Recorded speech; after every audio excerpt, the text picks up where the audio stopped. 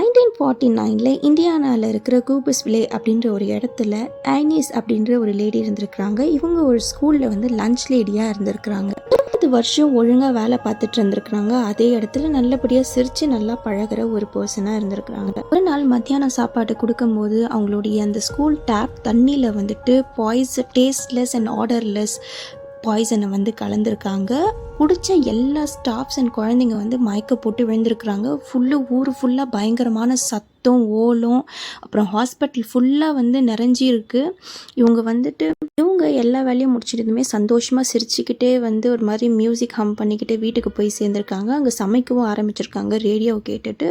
இந்த விஷயம் தெரிஞ்ச போலீஸ் ஆஃபீஸர்ஸ் அவங்க வீட்டுக்கு போய் அரெஸ்ட் பண்ணலான்னு போகும்போது அவங்க இவங்ககிட்ட சொல்லியிருக்கிற ஒரு விஷயம், அவங்க வாழ்கிற வழியிலேருந்து நான் அவங்கள காப்பாற்றிருக்கேன் அப்படின்னு.